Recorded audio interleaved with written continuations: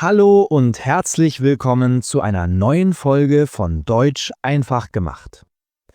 Ich freue mich sehr, dass du heute wieder dabei bist, um in die Rolle eines Alchemisten zu schlüpfen und die Bausteine der deutschen Sprache zu verwandeln. In unserer letzten Folge haben wir die Seele der deutschen Sprache erkundet. Mit den Modalpartikeln wie ja, doch und mal haben wir gelernt, unseren Sätzen Gefühl und Nuancen zu verleihen. Wir haben also gelernt, wie wir sprechen. Heute lernen wir, wie wir schreiben, und zwar auf eine Weise, die abstrakt, formell und unglaublich präzise ist. Wir widmen uns einem der mächtigsten Prozesse der deutschen Wortbildung, der Substantivierung, auch Nominalisierung genannt. Das klingt sehr technisch, aber die Idee dahinter ist einfach und genial. Es ist die Verwandlung von Lernen in das Lernen, von schön in die Schönheit, von möglich in die Möglichkeit. Warum ist das so wichtig? Weil die Substantivierung der Schlüssel zu einem formellen, akademischen und professionellen Sprachstil ist. Sie erlaubt es uns, über Handlungen und Eigenschaften als abstrakte Konzepte zu sprechen. Wir werden heute die verschiedenen Methoden der Wortalchemie kennenlernen. Wir werden sehen, wie man Verben ganz einfach in neutrale Substantive verwandelt, und wir werden die magischen Suffixe wie ung, heit und keit wiederholen und vertiefen, die aus Adjektiven feminine Substantive zaubern. Am Ende dieser Folge wirst du in der Lage sein, deinen Wortschatz quasi auf Knopfdruck zu verdoppeln oder zu verdreifachen. Du wirst nicht nur mehr Wörter kennen, sondern auch die Fähigkeit besitzen, zwischen einem verbalen, aktiven Stil und einem nominalen, abstrakten Stil zu wechseln. Bist du bereit, zum Wortalchemisten zu werden? Dann lass uns anfangen zu verwandeln. Das Grundprinzip. Warum eine Handlung zum Ding machen? Bevor wir die Techniken lernen, müssen wir das Warum verstehen. Warum sollten wir einen einfachen, aktiven Satz wie er entscheidet schnell in einen komplizierter klingenden Satz wie seine schnelle Entscheidung ist bemerkenswert umwandeln? Die Antwort liegt im Stil und im Fokus. Stil: Ein Satz, der hauptsächlich aus Verben besteht, ist oft dynamisch, persönlich und typisch für die gesprochene Sprache. Ich hoffe, dass ich die Prüfung bestehe.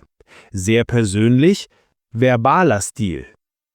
Ein Satz, der viele Substantive benutzt, die aus Verben oder Adjektiven gebildet wurden, ist oft abstrakter, objektiver und typisch für die geschriebene Sprache. Zum Beispiel in der Wissenschaft, in der Verwaltung, in Fachtexten. Die Hoffnung auf das Bestehen der Prüfung ist groß, sehr abstrakt, nominaler Stil. Die Substantivierung ist also ein Werkzeug, um von der konkreten Erzählung zur abstrakten Diskussion überzugehen. Und dafür gibt es im Deutschen hauptsächlich zwei große Wege. Die einfachste Verwandlung. Verben werden zu Das-Substantiven. Beginnen wir mit der einfachsten und direktesten Methode der Alchemie. Du kannst fast jedes Verb im Deutschen nehmen und es in ein Substantiv verwandeln. Die Formel ist kinderleicht. Nimm den Infinitiv des Verbs, schreibe ihn groß und setze den Artikel das davor. Das ist alles. Das Verb lernen wird zum Substantiv das Lernen. Das Verb essen wird zum Substantiv das Essen. Das Verb schreiben wird zum Substantiv das Schreiben. Das Verb leben wird zum Substantiv das Leben. Diese 9 Substantive sind immer neutral, also haben immer den Artikel das und beschreiben die Handlung oder den Prozess des Verbs als allgemeines Konzept. Schauen wir uns den Stilunterschied an. Verbaler Stil: Es ist gesund, viel Gemüse zu essen. Nominaler Stil: Das Essen von viel Gemüse ist gesund. Verbaler Stil: Man sollte nicht beim Fahren telefonieren.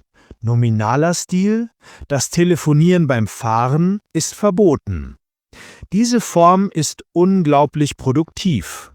Du kannst sie mit jedem Verb machen, auch mit trennbaren Verben. Hier schreibt man das Präfix und das Verb einfach zusammen. Aufstehen zu das Aufstehen. Das Aufstehen am Morgen fällt mir schwer. Einkaufen zu das Einkaufen. Das Einkaufen am Samstag macht keinen Spaß. Diese Methode ist ein Universalwerkzeug, um über jede Handlung als ein allgemeines Konzept zu sprechen. Die magischen Suffixe. Adjektive werden zu die Substantiven. Kommen wir zur zweiten großen Methode. Hier verwandeln wir Eigenschaften, Adjektive, in Konzepte. Dafür benutzen wir spezielle Endungen, sogenannte Suffixe. Wir haben diese schon einmal in einer früheren Folge kurz angesprochen, aber heute vertiefen wir sie. Die wichtigsten Suffixe, um Adjektive in Substantive zu verwandeln, sind heit und keit. Die fantastische Nachricht ist, alle Substantive, die auf heit oder keit enden, sind immer feminin. Sie haben also immer den Artikel die. Aber wann benutzt man heit und wann keit? Dafür gibt es eine sehr verlässliche Faustregel. Erstens, das Suffix heit. Heit benutzt man bei den meisten einfachen, ursprünglichen Adjektiven. Frei, die Freiheit. Schön, die Schönheit. Gesund, die Gesundheit. Wahr, die Wahrheit. Krank, die Krankheit. Sicher, die Sicherheit. Beispiel: Adjektiv: Es ist wichtig, gesund zu sein. Substantiv: Die Gesundheit ist das wichtigste Gut. Zweitens, das Suffix keit. Keit benutzt man hingegen meistens bei Adjektiven, die selbst schon eine typische Endung haben, besonders die Endungen lich, ik, bar und sam. Das keit wird quasi an diese Endungen angehängt. Freundlich endet auf lich, die Freundlichkeit. Ehrlich endet auf lich, die Ehrlichkeit. Wichtig endet auf ik, die Wichtigkeit.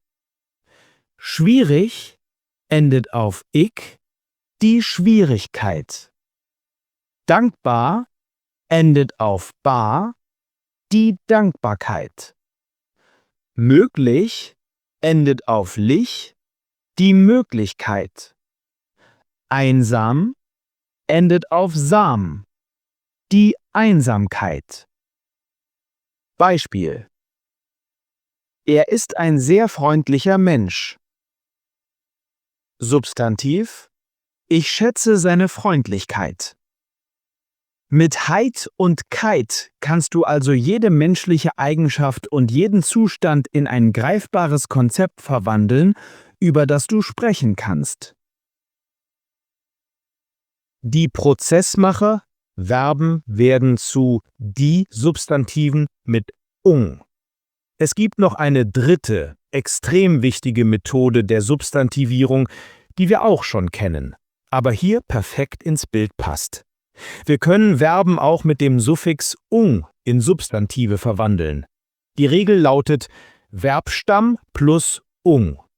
Und auch hier die fantastische Nachricht: Alle Substantive, die auf ung enden, sind immer feminin. Sie haben also immer den Artikel die. Was ist der Unterschied zu der das-Form, die wir am Anfang gelernt haben, zum Beispiel das Lernen? Das Lernen, die das-Form, beschreibt den Prozess oder die Handlung im Allgemeinen, oft in einem sehr abstrakten Sinne. Die ung, Die Die-Form beschreibt oft ein konkreteres Ergebnis, einen einzelnen Vorgang oder das Resultat einer Handlung. Vergleichen wir erfinden. Das Erfinden von neuen Technologien ist wichtig. Der allgemeine Prozess des Erfindens. Erfinden. Die Erfindung des Buchdrucks hat die Welt verändert. Ein konkretes, abgeschlossenes Ergebnis.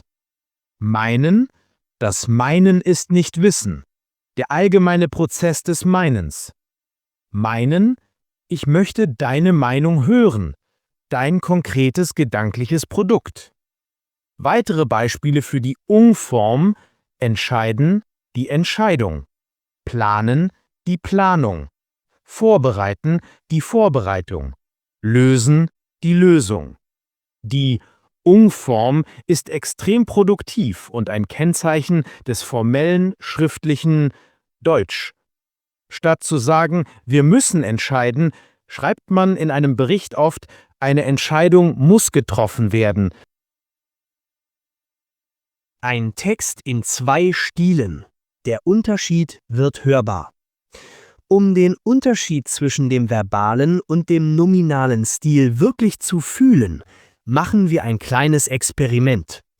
Ich lese dir einen kurzen Text vor. Zuerst in einem einfachen, gesprochenen Stil mit vielen Verben und danach denselben Inhalt in einem formellen, schriftlichen Stil mit vielen Substantivierungen. Stil 1. Verbal, gesprochene Sprache. Man muss sich gut vorbereiten, wenn man eine Prüfung bestehen will. Es ist wichtig, dass man regelmäßig lernt.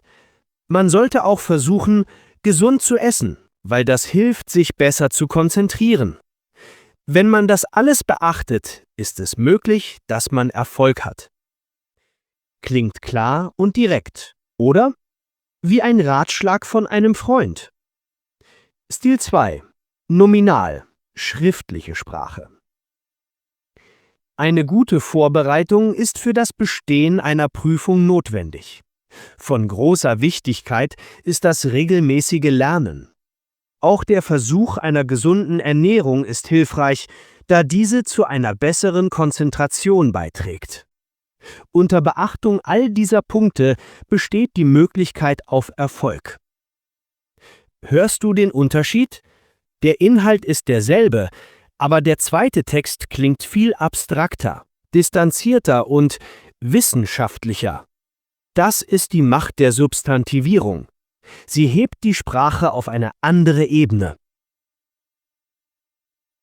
Und damit sind wir zu Meistern der Wortalchemie geworden. Du siehst, die Substantivierung ist kein kompliziertes Geheimnis, sondern ein unglaublich produktives System, das es dir erlaubt, deinen Wortschatz zu vervielfachen und deinen sprachlichen Stil bewusst zu steuern. Lass uns die wichtigsten Methoden noch einmal zusammenfassen. Erstens, die Das-Form. Nimm den Infinitiv eines Verbs, schreibe ihn groß und setze das davor, um über die Handlung als allgemeines Konzept zu sprechen, zum Beispiel das Schwimmen. Zweitens, die Heit- oder Kite-Form. Hänge Heit oder Kite an ein Adjektiv, um eine Eigenschaft in ein feminines Substantiv zu verwandeln, zum Beispiel die Freiheit, die Möglichkeit. Drittens, die Ung-Form.